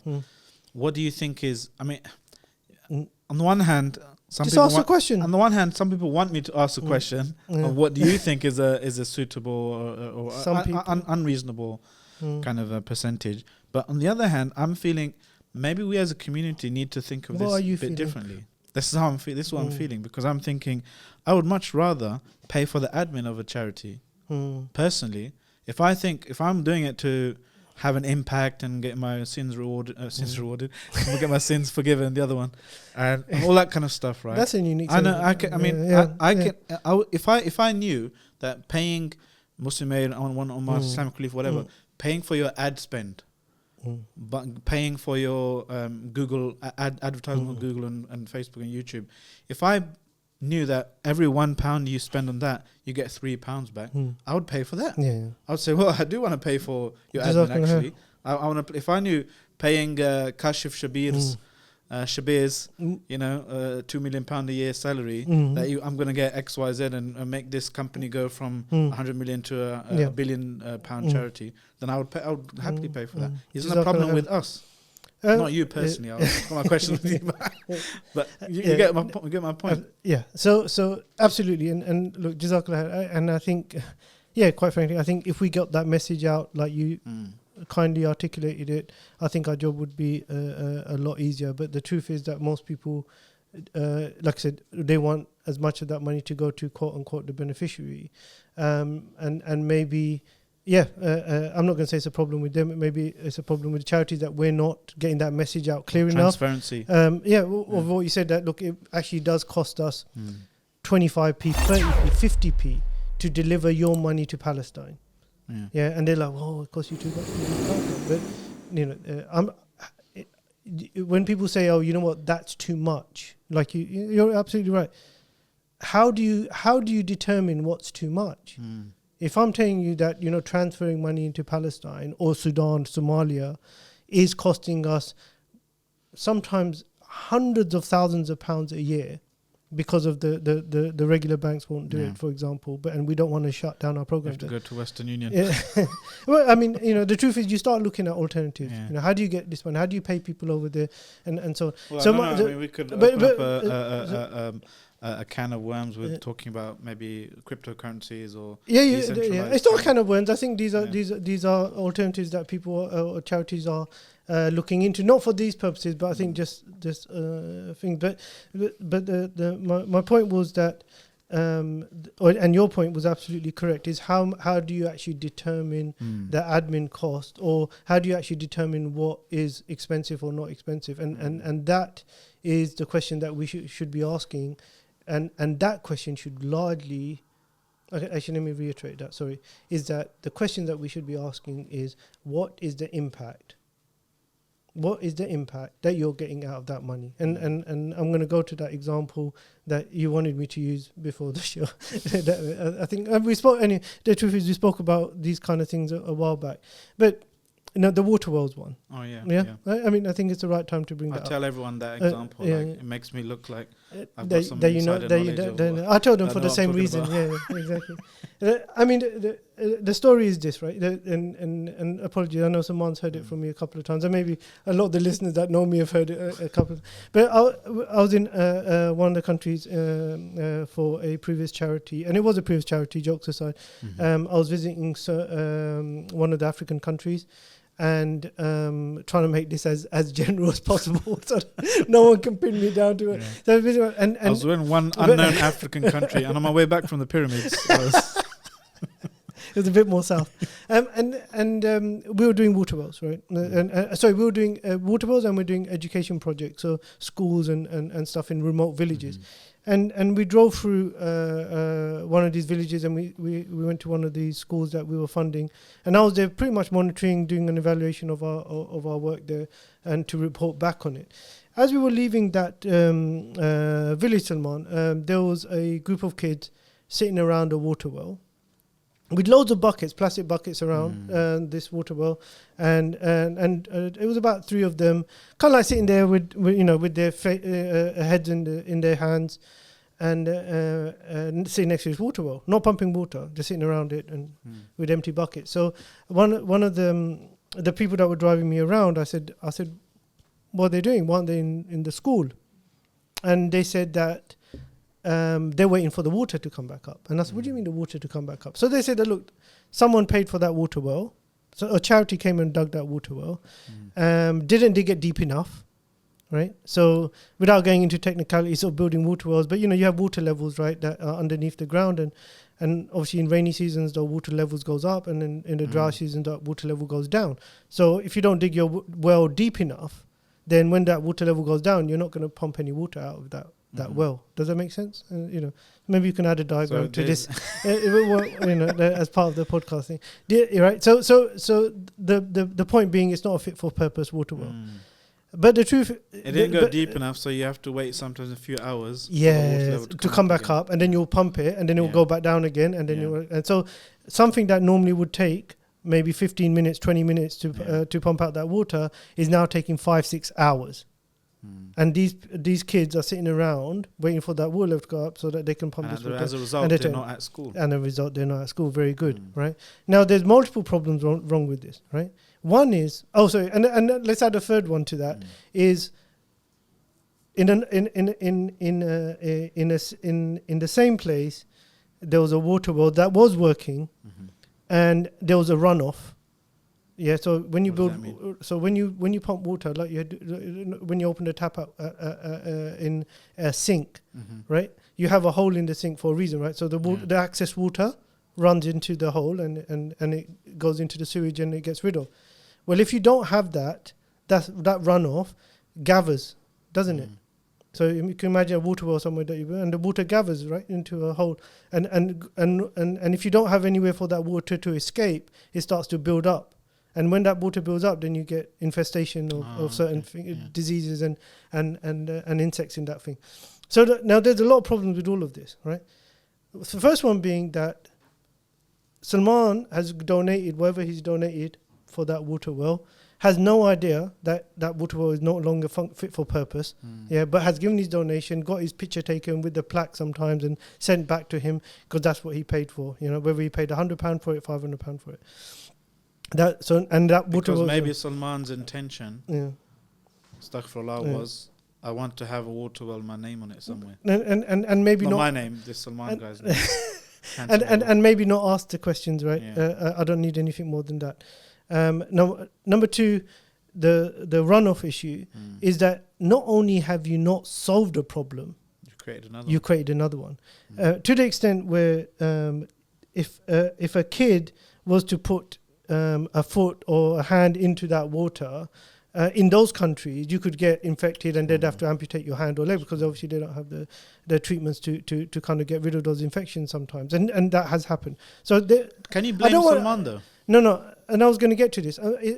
All I'm saying is that to build a water well deep enough, to build the runoff, to make sure that the water doesn't gather, normally you plant some trees there so that will soak up the water basically, and you can actually do it so that there's a garden there and that can use, and you can grow vegetables and stuff. So there's ways to do this. There is photosynthesis.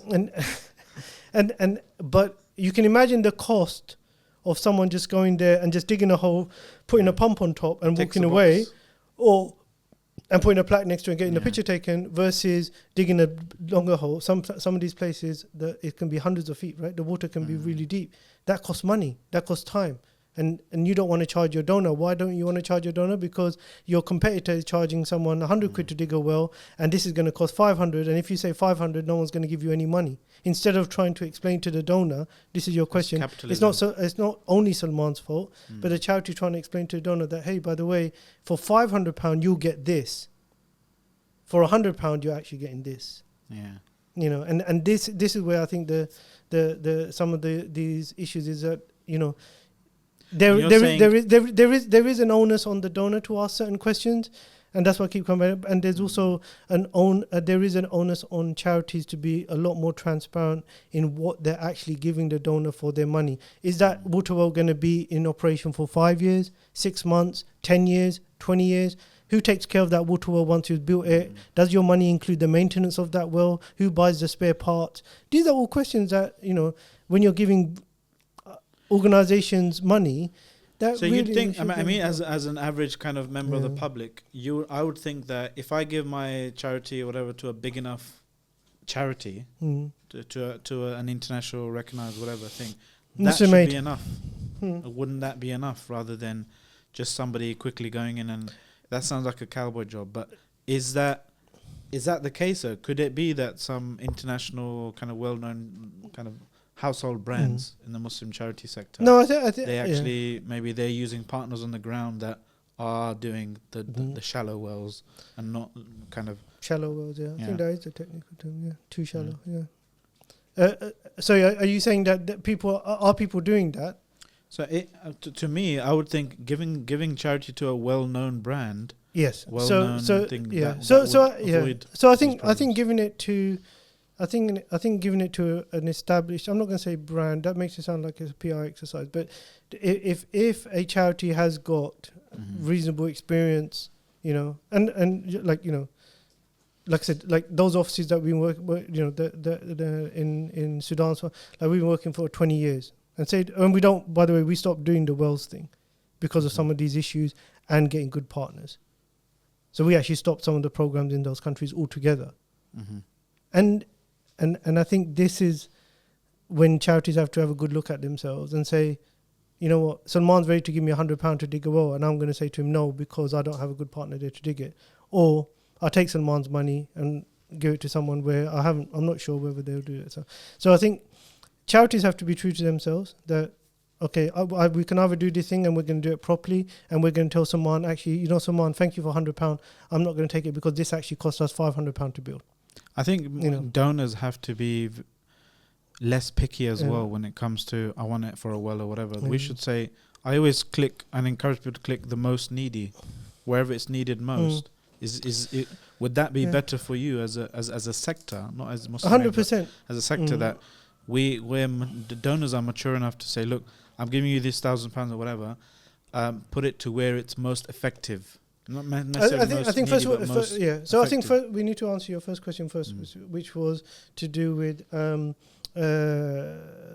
subhanallah. When you admin fees. about the giving the money to are you giving Well-known brands, well-known brands and stuff like non-brands. that? And I think it's I think you can only expect the donor to ask certain amount of questions, but I think there is an onus to ask at least the basic stuff, and just like you would do. I always give an example of, you should give the importance of giving zakat, your sadaqah, as important as you would buy anything else. Whatever the level of importance is. If I'm going to spend £1 on a bottle of water, I probably won't give it as much due to what's in it, etc. Than if I was going to go and spend £500. Do you understand? This is sadaqah. Allah subhanahu wa ta'ala and the Prophet ﷺ have mandated that upon the Muslims, the zakat. Why do we not give it the same level of importance and due diligence that we would with anything else that we spend our money on? And yes, that's on the donor side. I think on the charity side, you're right. The answer to that why is sometimes. No, sorry. The question that I think we didn't answer was regarding how much admin that we should. The answer to that is that the value of a donation, the value of giving, should be based on what you're actually getting out of that, or what the return. What is the cost of actually delivering that benefit is taken into account. If I told you that your pound is going to cost me £2, and I could show you, and this is the charity's onus on the charity, right, that your pound donation to Palestine, Yemen, is going to cost me £2 to deliver, for example, which it doesn't, but who covers that £2? Now, does Salman give me £2 extra to deliver £1 because that's his zakat money? He wants to make sure it gets there to Yemen, and it costs you £2. Or Salman says, no, you know what, I want 100% zakat. Do you understand? And I don't. Some people do that policy. How do they do that? So I'm not going to say how some people do it, but there are. So the point I did make is there are legitimate ways to do that, and that's, for example, some mashallah of the charities that have been set up, not Muslim made, because we don't have a commercial arm. They'll, for example, raise the admin cost from buying and selling. So they'll have another service. So some of them, for example, they'll have a shop. Yeah, they'll have a charity shop. Like a street rider kind of thing. Yeah, exactly. And that will bring in some income. But then obviously that brings in costs as well. So, it normally won't cover all of your admin. But the privately fundraising for admin? So the one I was going to mention that some charities have done is, and especially the smaller ones, I don't think any of none of the big ones do it completely. But some of the smaller charities have managed to have businesses that they run on the side, proper commercial businesses, where they use that money, where they use that money to fund their admin costs. So they can actually say 100% zakat, because the cost of delivering that zakat is covered through business. There's other charities that use sadaqah money. So the zakat would be 100%, and the sadaqah would be used to deliver that zakat money, and that's closer to what you said about need is greatest, right? So you don't mind as a donor to give it for delivering that zakat money, or fundraising, or raising another £5. So there are models there that do it. I think the wrong way to do it. So there are models; those are legitimate ways to do it. You're basically making. And a combination of those. The wrong way to do it is what I was talking about not accurately,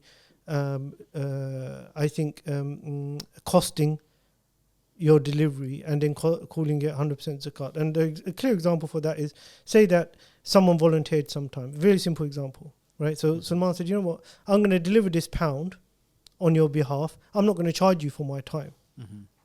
That's given an inaccurate representation of what it actually costs to do charity work. Because now Salman is saying to everybody, it's 100% zakat, but not factoring the time that he's given. Whereas Kashif is saying, I can't give 100% zakat because I have to pay that person to drive that vehicle from Syria to the border, etc., or transport those medications.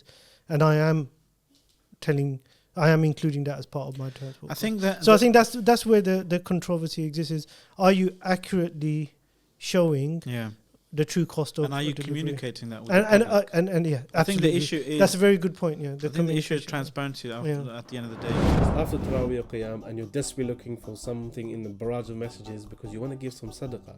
Sounds familiar, right? Well, we've got you covered.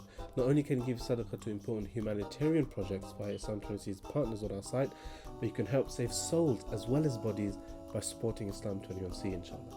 Like every Ramadan, we heavily depend on your generous support to raise enough funds so we can deliver on all the impacting, transformative projects we've planned for the next 12 months.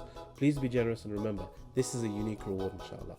Every donation is not only going to towards the sadaqah jariyah for you, but it spreads into so many different projects that you'll get a share of the reward in, inshallah. The demonstrations, the national campaigns, the film productions, articles, national khutbah days, shows like this and so much more, inshallah. The links in the description. Don't let me down, and remember to donate. Oh, and don't forget to subscribe. We've got some banging podcasts coming your way that I don't want you to miss. I mean, remember sometimes, like 5 pillars, they rightly or wrongly, depending on your thing, they're good friends of mine. They talk about. They're friends of mine issues. too. You're not the only one connected. They thought that they might highlight certain things. I think they highlight one of the charities. I won't mention who they were saying. Look, in the first year, they raised this much money, 100,000 for example, but they spent £50,000 on marketing. So that's half of your donation are being spent on marketing, maybe more than half. But then I thought, as a result of that, the second year they collected like £1 million. Yeah. And exactly, and it's very. But I was thinking, if I was told that as a donor, I might even actually give for that purpose. I was saying, hire a marketing person and market the hell out of this brand. It is a PR thing for me. For fundraising, definitely, yeah. And then that way you can actually get £1 million. I'll get a reward. I might give £10. I'll get a reward as well. And that is. I mean, when you're talking about high net worth, it requires transparency. Maybe there's a reluctance from the sector to actually show the balance sheet and say, look, we actually spent 90% of your donations not feeding the starving kids, but hiring some marketing people, consultant, or making advertisements on buses or whatever, all that kind of stuff. And there needs to be, and maybe they're reluctant to say that because I don't know, maybe cynicism of how the community might react, maybe, or yeah. So some very good points there, Jazakallah. I think the first one that I'd like to say is that yes, I think there is some work that needs to be done on how charities, Muslim, non-Muslim, by the way, and because look, I've worked in the non-Muslim sector quite heavily as well, so it's not these things that I want to make clear to yourself and the listeners that these are not problems that only exist in the Muslim sector. Trust, you have to just take my word on that.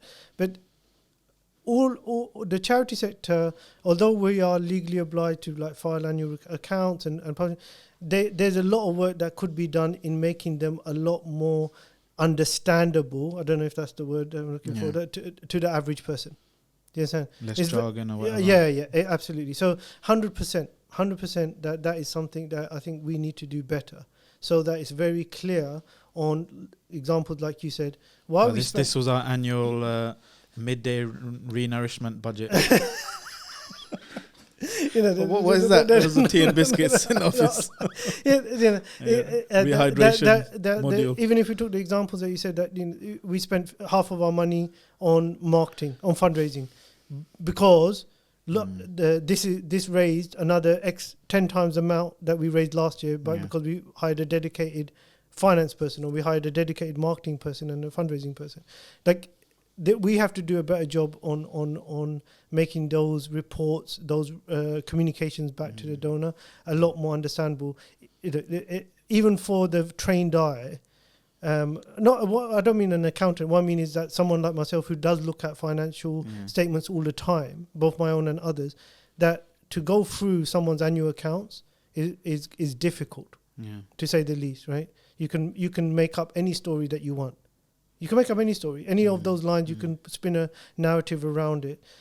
So I think as a community, as a as a sector, we need to do a better job of making those annual reports a lot more understandable to the average person, whether that's a summarized page, a thingy page.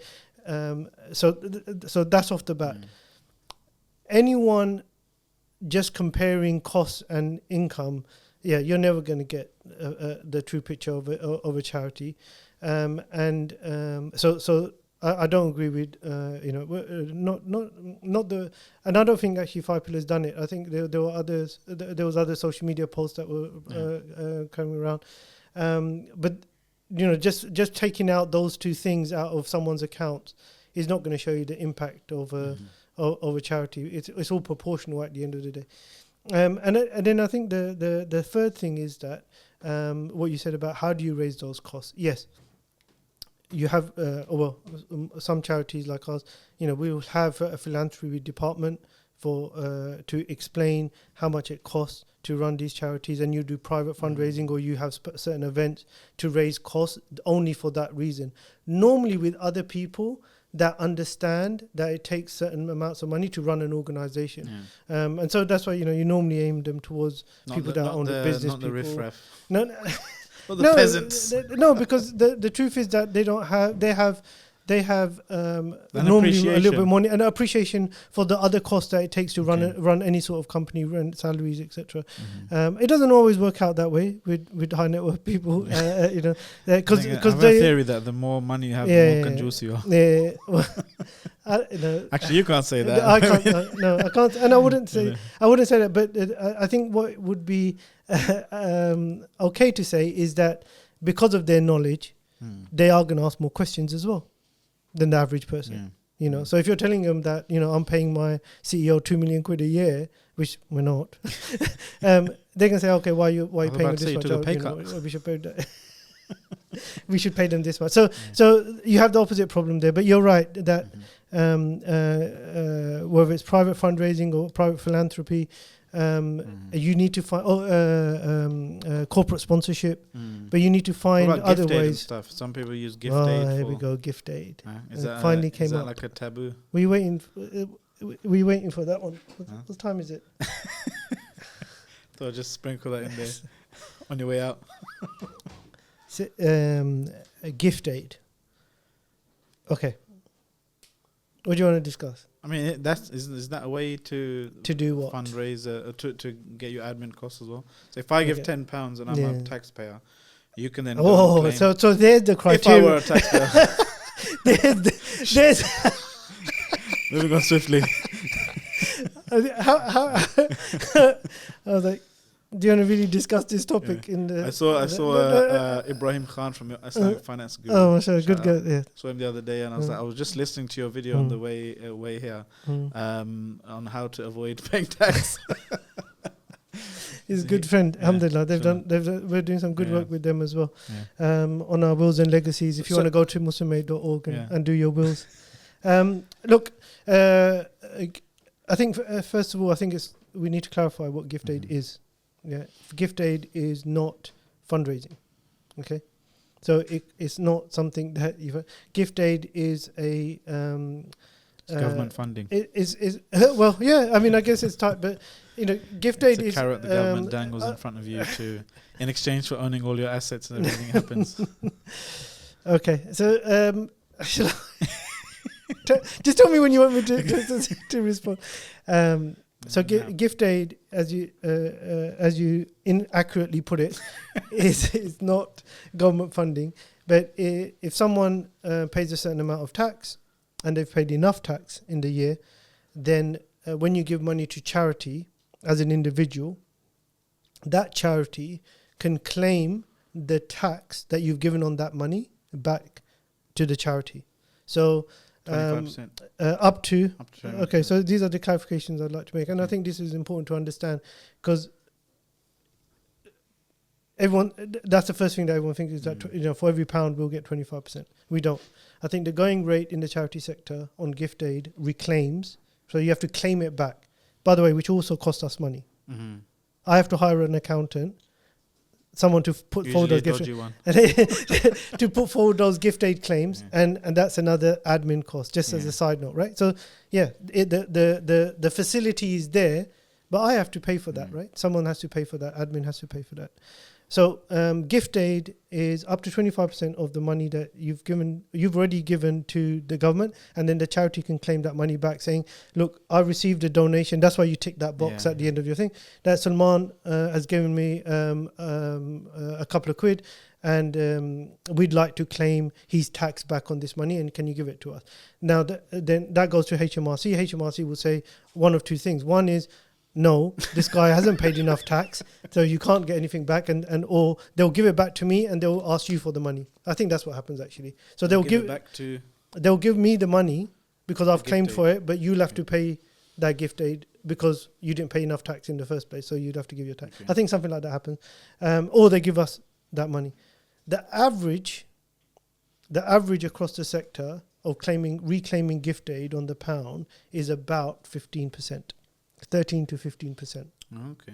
Average. Okay. So first of all, that's it. No one gets 25%, but you can't take an organization's income, add 25% to it, and say, look, they should be able to run.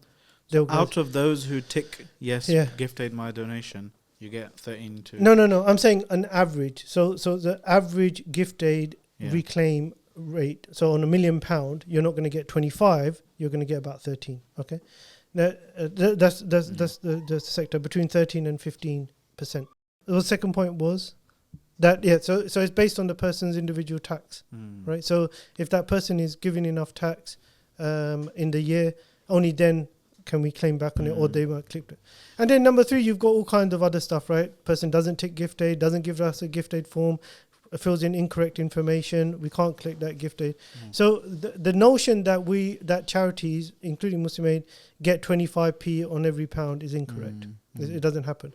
Number 1. Number 2, thinking that we can, especially the larger charities, can run their organizations on gift aid alone, I think from both an Islamic perspective and from is I think a notion that needs to be corrected. Do you understand? We just mentioned that zakat is the minimum that someone should be giving in Islam, especially in the Islamic context. And we're expecting the government to cover the cost of distributing and covering our zakat, which I think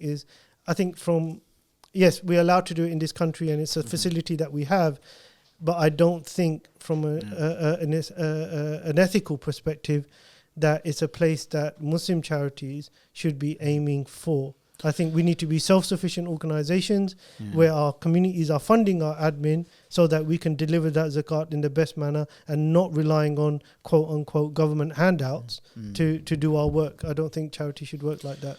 Well, I mean, I've learned a lot in this conversation. I know I give you a hard time sometimes, but I'm glad, alhamdulillah, we've got brothers like yourself and different people, who've come from a particular background and want to see this whole sector and the whole community move forward as a whole. And it's easy for us to lose track there. We've talked a lot about the details of, admin costs and this effectiveness and all that kind of stuff. But just a reminder to myself, first and foremost, there's an impulse. That impulse or that sentiment is sometimes at odds with the other sentiment of giving sadaqah with your right hand. To the extent that your left hand doesn't know what you've spent, so there has to be some level of, I just want to give. I don't want to hear anything. I don't want to kind of think about the impact in that perspective. There's that kind of sadaqah as well. But maybe the way to reconcile this is for zakah we have to be very careful and very cautious.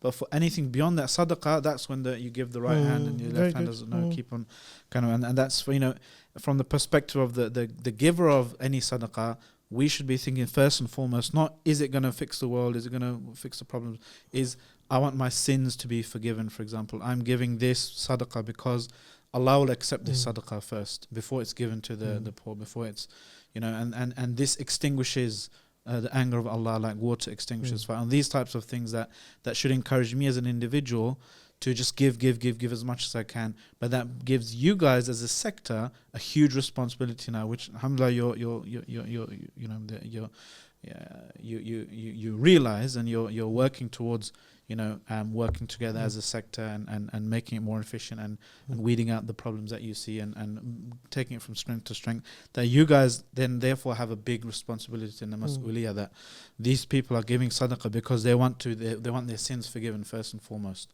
right?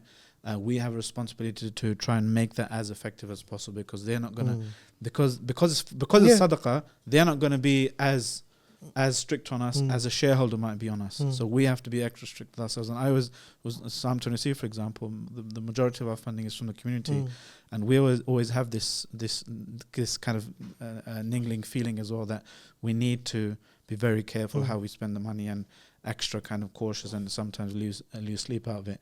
But yeah, I mean, it was great speaking to you. Jazakallah khair for attending. Sorry if I rambled on a bit, but I think I lost track of time. I always say. I mean, I think you could have done the whole interview yourself, to be honest. Yeah, could do. I'm about to just cut out little bits. But before we leave, we got our final little game to play, and this is to put you up on our leaderboard. See where you go when it comes to how you fare compared to the other people we've had. We've had NZF CEO recently. See if you can get Kashif Shabir, see if you can get higher than him.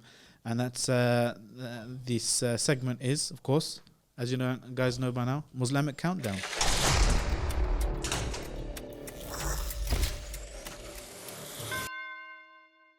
All right, go on. Our Boardman / Rachel Riley is sitting there. You know what to do.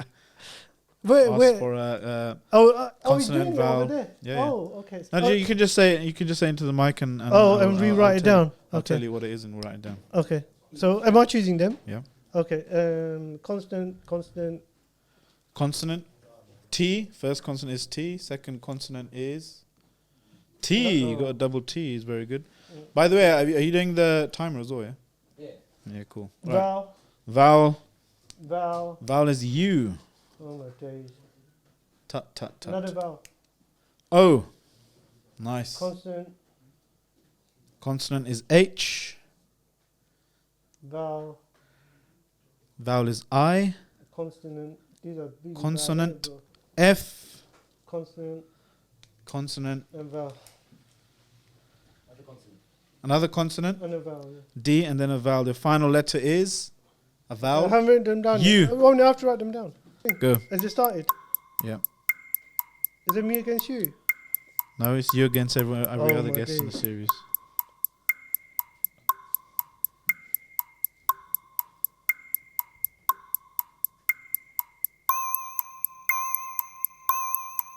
Is someone going to count us down?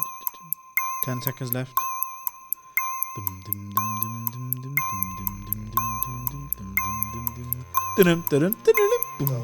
I got nothing. There you go.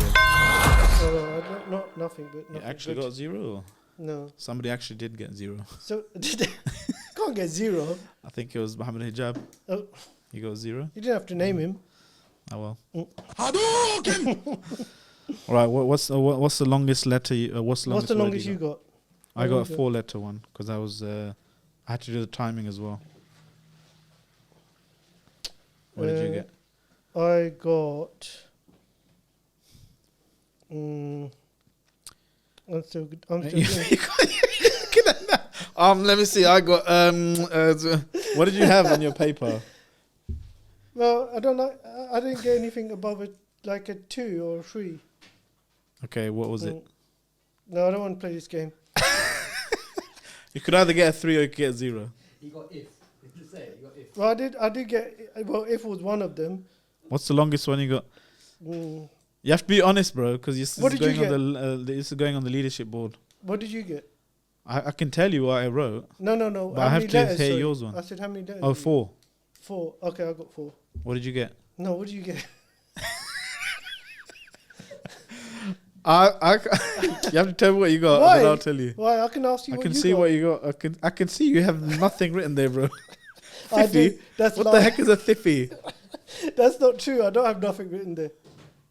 So are we gonna actually have a 0? Yeah. Come on, bro. You're a regular on this. No. I'm saying mention a 3-letter word. We've got a 1 and a 2. Sorry, we've got 2 2s. All I'm saying is, why should I go What's your first? 3? Because you're the contestant. I'm just here for bants. No, That's not true. You had to Yeah. go. What is Yeah, your I got a 4. I got tout. tout. Oh, that's good. I just got 3, man. I got hit. Hit. Okay. There is a 6-letter word possible. If you're playing at home, try and guess it. Hutu. 4. Yes. Nice That's thing. not a word. 4. No, you got a 3, bro. You had like 5 minutes. Don't mention it. We're gonna see if in the comments anyone got a 6-letter word out of that. And finally, now we got a. I'm better at this. Why don't you choose the numbers and that way I can. All right, I'll write 2 down. from the top, Rachel. 1 from the middle, Carol. So you got 25, 50. Write them down now, yeah. Okay. I'm writing them. 3. You've turned aggressive since the podcast. 3 from the bottom. Let's do 3 from the bottom. 8 to 10. 8 to 10. And our target number is. What? Your timer starts 861. now. 861.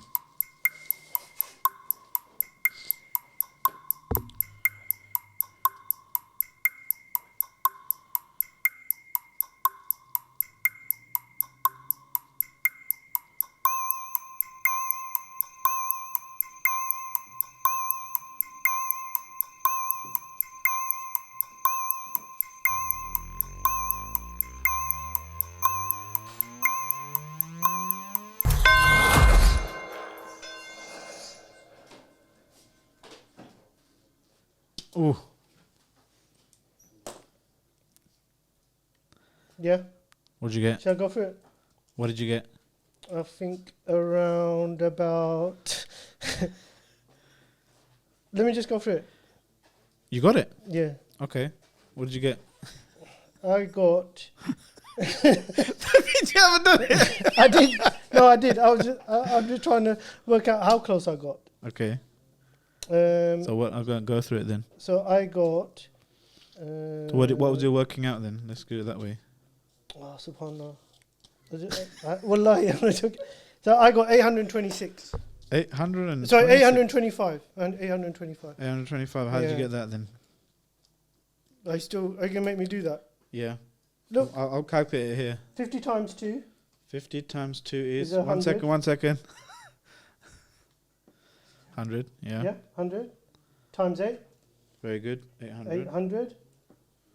And 25 times 3. 75. 75. What am I left with? You said you got 825. Yeah, sorry, same.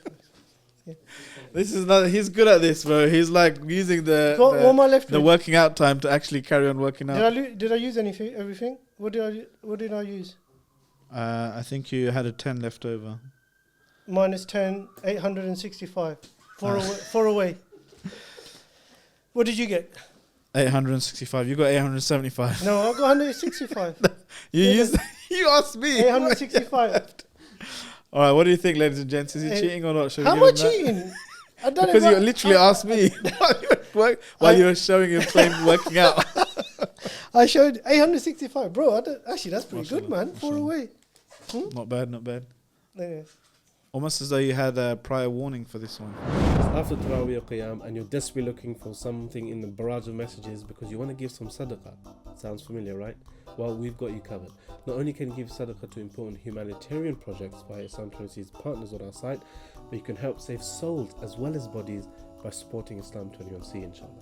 Like every Ramadan, we heavily depend on your generous support to raise enough funds so we can deliver on all the impacting, transformative projects we've planned for the next 12 months. Please be generous and remember, this is a unique reward, inshallah. Every donation is not only going to towards the sadaqah jariyah for you, but it spreads into so many different projects that you'll get a share of the reward in, inshallah. The demonstrations, the national campaigns, the film productions, articles, national khutbah days, shows like this and so much more, inshallah. The links in the description. Don't let me down, and remember to donate. Oh, and don't forget to subscribe. We've got some banging podcasts coming your way that I don't want you to miss. So before Jazakallah for that, before we kind of draw it to a close, is there anything else you want to get off your chest? Get off my chest. It was not a therapy session. Well, I'm gonna charge you. I think it is. First of all, Jazakallah for the opportunity. I mean, Perfect. I really did enjoy the conversation. And the tea? And the tea was okay as well. Ouch. Poured my heart and soul into that tea. The Evian water was nice. So no, Jazakallah for the conversation. I think I hope I shed some light on some of the areas that you were asking about. But I think one of the things that I'm quite passionate about, and I did want to get through to the listeners as well, is to think about long-term development. You know, so not just with Muslim Aid and all jokes aside, I think that organisations that really want to create change and solve some of these problems need to hang around for a while. And you can pick any one of them. And it's not a promotion for Muslim Aid. What I mean by this area is that the Muslim community, us as donors, are very quick and emotional people when it comes to emergencies, whether that's Afghanistan, Yemen, Syria, even Ukraine, for those people that are jumping on Ukraine and donating. But the truth is that long-term development takes time, and those programs are not as attractive, and they're not as easy. They're not easy at all to fundraise for as emergency relief. You know, when things are taken off the airwaves, then normally they're out of sight, out of mind, as they say. And that's truly what happens in the Muslim community. And what that leaves us with as NGOs, as Muslim Aid, is that those long-term programs that are really changing lives. You know, we've got a prosthetic limbs clinic in Turkey, for example. They're replacing, legs and arms of people that have been affected by the war, and and those things are ongoing. But now, when's the last time you saw something come out of Syria? The Yemen crisis has been described by the UN as the most the worst humanitarian crisis in history, or that the world has seen. Haven't seen nothing on Yemen on the 10 o'clock news for a while, or any other news channels for a while, and so the donations for that stop. The crisis is still there, and so I just wanted to leave us with the thought that real change takes time, and that we should always consider that after the emergencies, after Ramadan, between seasonal campaigns, Rajab and all of the other areas that we'd like to give as individuals, that we should consider our sadaqat, our things that are on top of zakat, to give to those campaigns, because truly as a humanitarian, I can tell you those are the things that actually create change. You might be able to feed that Afghan refugee for a day, and then no one's taking care of him the next day because you've only provided a food parcel for the thing. But if I can bring that Afghan refugee shelter, I can put him into employment, give him some empowerment, give him some tools to work the land, any of those things, teach a man to fish, all of those good scenarios. Suddenly you've changed the life of a family, and you've changed the life of that family, changed the life of that community, and so on and so forth. So long-term development is hard to fundraise for, especially when it's not in the news anymore. And I think if as a community, that we can make sure that when it's not in the news that we're still, considering those people, then I think we'll go a long way, and not get, too hung up on, things like admin and stuff like that, where shaitan can come in and say, oh, don't give it there because X, Y, and Z. Well, that's fine. Ask your questions and give it somewhere. Don't use it as an excuse to not give at all. And like Allah subhanahu wa ta'ala says, shaitan is an enemy. He can put these thoughts into your head, and then you meet people that are not giving at all. Okay, fine. Don't give it to Muslim Aid because of X, Y, and Z. Did you give it to anyone? Or did you decide not to give it at all? So don't go that direction either. So inshallah. So long-term development is where change happens. Ask your questions and make sure you give. If you don't give it to us, give it to someone else, but make sure you give. It's important, inshallah. Jazakallah khair. Jazakallah khair. That's a great summary. I can't really add anything to that except by saying Jazakallah khair. No, thank you. Thanks for attending. Thanks for attending and coming by, and thank you for watching at home. Jazakallah khairan. I've been your host, Salman Butt. This has been Kashif Shabir from Muslim Aid. He's the CEO. And until next time, Assalamu alaikum wa rahmatullahi wa barakatuh. Unscripted.